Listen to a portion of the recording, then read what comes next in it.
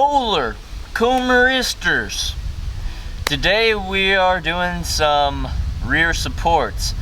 Now this is a gymnastics movement and it's a pretty good exercise for squeezing the glutes and strengthening the lower back as well. So let's jump into it. You want to sit on your buttocks, have your hands behind you, and have your fingertips facing back. Now basically a rear support is like a push-up but in the opposite direction. So you're probably like, John, what's that mean? Well, I'll show you real quick. What you want to do is have your legs nice and straight. You want to keep total tension in your legs because you don't want to have any give. You want to keep everything solid and tight. Now from here we are going to push the arms up and raise with the hips at the same time. Try to make it one fluid motion. So I'm in the starting position, deep breath, and I'm up and then down. And one more time. You could have a little bend in your arms when you first start this, but it's all preference. I kind of start with my arms locked out, whatever works best for you. Just make sure you pop the hips up, and your hips and shoulders and legs all are in a straight line as best you can, and back down. This is more so of a isometric hold exercise, but you can perform it in repetitions. Just make sure you keep that total body tension and keep everything nice and tight. So once again, we'll start on our butts, hands behind the back, fingertips facing back. Arms can be a little loose in the beginning, or you can lock them out.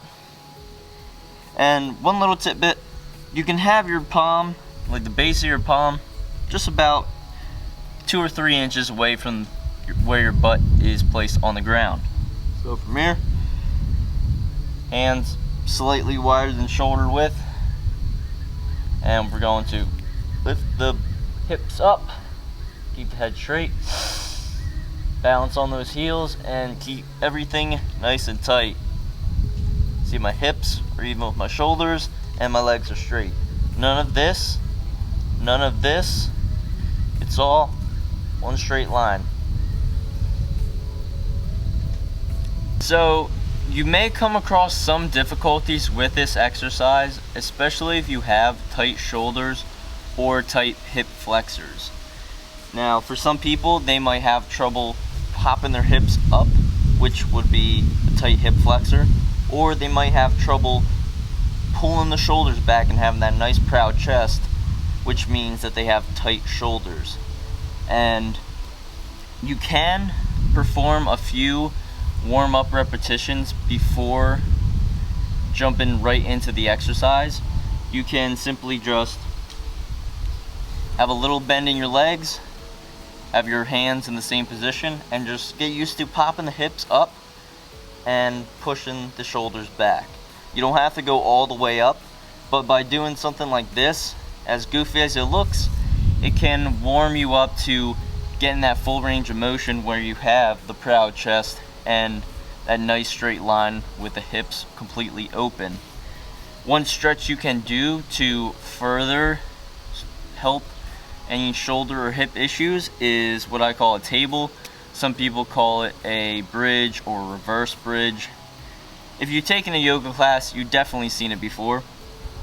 All you have to do is put your hands behind you and have a little bend in your legs, and you're going to pop the hips up towards the sky. Easy as that. So bam, hips towards the sky. Make sure your shins are vertical and your ankles are under your knees, and your hands are directly under your shoulders as well. And you're just going to try to push through with the hips as much as you can. And this is definitely going to help stretch the hip flexors if they're tight, and your shoulders. This is probably the go-to stretch if you have very tight shoulders. And from there, that's the rear support. You want to make sure you have the proud chest. Everything is in a straight line. Your legs, your hips, your chest to your shoulders. And you want to make sure that you're completely open in your hips. And that's it. So, one last time. Shabam! Hold it. Look good. Look sexy. And I'll see you guys next time.